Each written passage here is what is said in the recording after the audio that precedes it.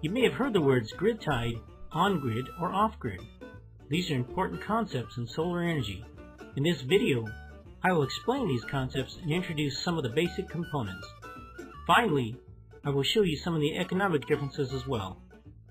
First is the grid-tied system, also known as on-grid. The grid supplies electricity from your electric company to your home as 110-volt AC power. To get solar power into your grid-connected home, you would need solar panels installed on the roof of your home and utilize a grid-tie inverter.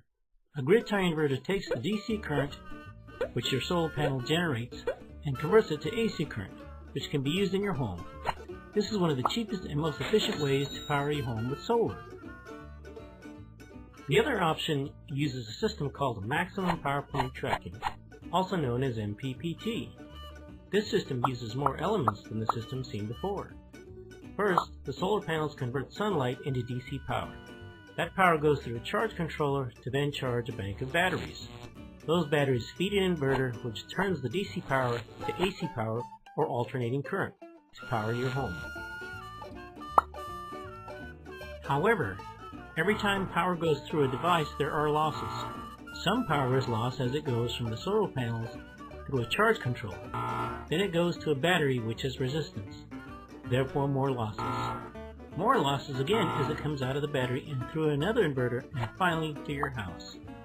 There are losses in every step before the power reaches your house, making the system less efficient. For the most part, if you don't need batteries, it's best not to use them as they are not cheap and last from 3 to 5 years unless you buy an expensive set of batteries which can last 15 to 20 years. You would want batteries in places where you may get many power outages if the grid fails, and as a backup or for cloudy days. The best option is to have a big bank of solar panels and a grid-tied inverter so that any excess power can be fed back to the grid for credit to use when needed. The solar panels have to be well connected so that if any of them is shaded or not pointed correctly to the sun, it can draw out the power for the whole system.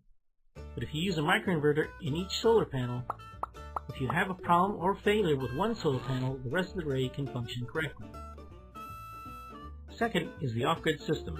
An off-grid system is where you don't have the grid feeding your house. Generally speaking, if you have a farm or a vacation home deep in the woods or up on a mountain, it will cost a good amount of money to bring the grid to your home. It would be far more cost efficient to power your home using a solar system. With an off-grid system, you need to be careful as you want to power your home with solar as efficiently as possible. You need to carefully calculate what your power requirements are because there is no grid to fall back on.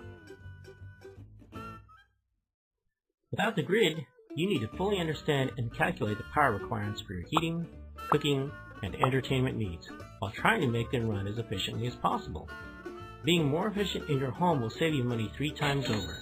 The reason for this is because any extra power you need has to be accounted for by using additional panels, potentially a bigger inverter or charge controller, and then a larger battery bank.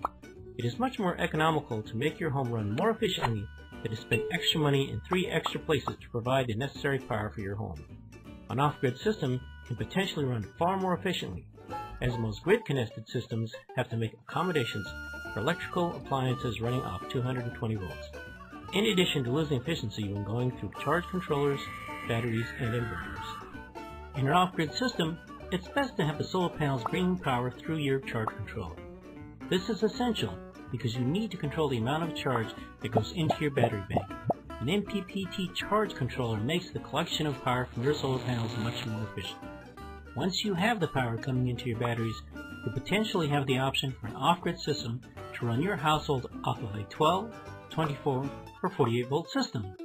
If you have a 12 volt system, you can potentially power your lighting directly from it. This will be no more inverting, making a far more efficient use of the power coming from your battery bank. Of course, you may have to introduce an inverter so that you can partially run some things off of 12 volts, as well as some appliances or entertainment systems which need 110 or 220 volts. So there you have it, on-grid versus off-grid. Just remember, on-grid is much more economical and usually the way I recommend you start. Off-grid is more efficient, but is most useful if you do not have access to the grid. Use our website, solarflix.com, to calculate the cost of solar for your home. or call us for a free consultation with a solar engineer. Thanks for watching, and don't forget, we have many more videos to help you at solarflix.com.